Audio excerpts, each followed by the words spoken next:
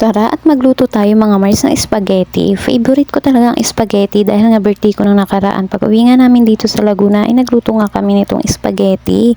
So itong pasta na to mga Mars nung December pa siya. Tinabi ko talaga siya para ngayong birthday ko. So ayan na nga mga Mars. Ang una nga ay nagpakulo nga muna tayo ng tubig.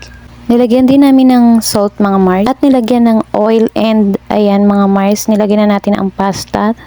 Hiyaan lang natin kumulo hanggang 10 minutes. So, ayan, naghiwa na nga pala ako ng sibuyas at bawang at ito ang ating sangkap. So, ayan, meron tayo ditong cream, all-purpose cream, and ito ang ating sauce.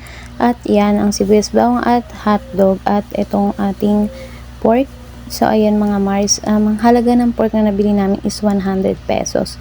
Sobrang dami nga nito, sabi ko nga kay Daddy Bilog, is yung 50 pesos lang. Pero gusto niya maraming pork din. Ayan na, hinalo-halo na nga lang mga Mars. Nilagay na ang sibuyas bawang at hinalo-halo. Ayan, at nilagay na rin ang pork. Then, nilagay na rin niya ang hotdog. So, ayan, hinalo-halo niya rin yan. Nilagyan niya ng mga pampalasa, ng yung paminta. Then, ayan, hinalo-halo lang ni Daddy Bilog hanggang sa, ayan na mga Mars. Ang sauce naman ang ilalagay na niya. So, ayan, nilagay niya lang ang sauce. Sabi, ang sarap nito mga Mars. Kung matikman nyo lang itong luto namin ng spaghetti. So, ayan, nilagyan na nga muna namin ng sauce. Then, ayan, halo-halo lang mga Mars. Ayan, sobrang sarap. Creamy talaga siya mga Mars.